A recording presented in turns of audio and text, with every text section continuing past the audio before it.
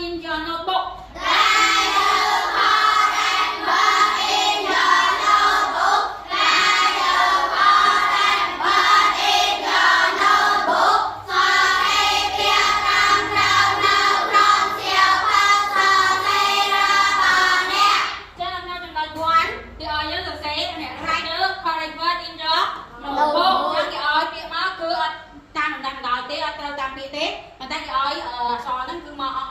Còn ở dưới cô mà so nó hơi tơi trực biết là bên này sạc bá để dương bà rọt ngày còn hồi đó dương ai tại viện ai đấy trăm trao ấy one book siêu thao thư thang ăn three look mơ five broom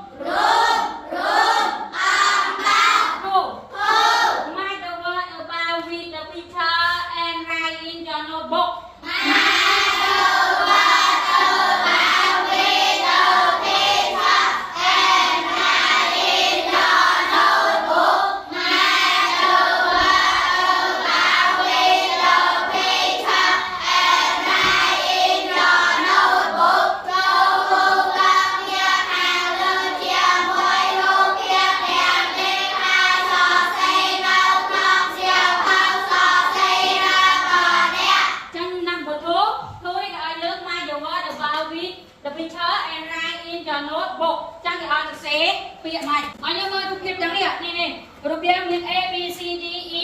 Chẳng mất. Chẳng rụp A nè. Tao rụp A kế như mừng hả? Cùng thưa ai kế? Sao đấy những anh tháng? Rụp B ấy cái nào? Rụp C kế? Rụp D kế? Lục. Rụp E kế? Chẳng thì ai nhớ sẽ mà. Tại rụp nâng chìa sao lên. Sẽ chỉ phía. Nó lên cả kia càng như là sẻ. Nó đừng ăn sẵn. Remember.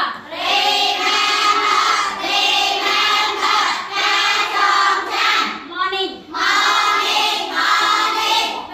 Bỏ ra mà.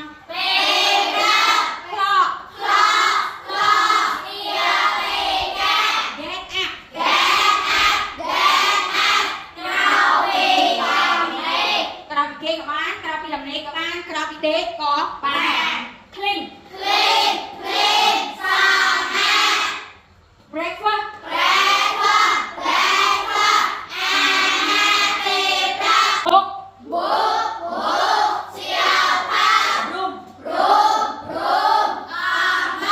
khúc thang ăn look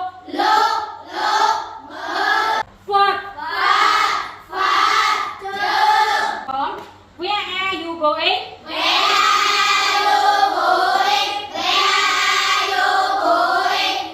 here, down now. Look at this. Look at that. Chẳng đi ngư nị. Cho nên look at là mới. That cứ nụ. Tỏ là dương mà một quanh sẵn móc. Nâng năng cho nói thú mai được gọi. About with the picture and write in the notebook. Miền A, B, C, D, E. Mở ra một bên. Ta tam rụp hiệp. Nông năng sự báo. Hai biết cứ nữ. Lơ cái đá khiên chùm nọt. Quảng. Ở đây được con rạch vớt. Dương nhớ biết đá trong trâu mọc. Trái ngon. Trái được muộn móc. Hai ăn. A không chồng ẩn. Thank you. Mở tiết. B. Dương mơ rụp hiệp này chùm nọt bí. Ta chỉ rụp ấy hay dương sẽ chỉ bịa màu. Biết nó lừa cái đặc hiền.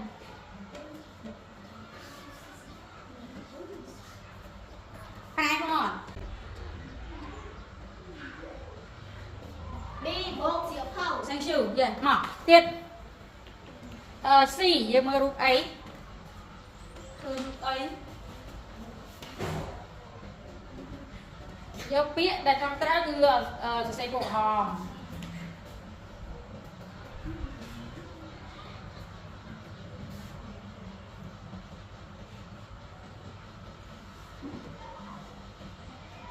Đi. Thì mơ nó phải kết đi à.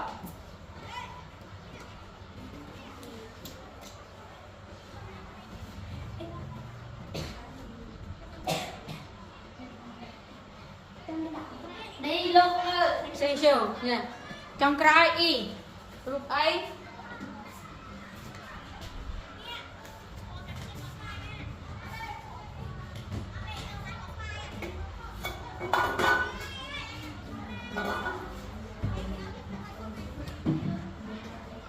Ê, rú, rú, apa? Say chưa? Yeah.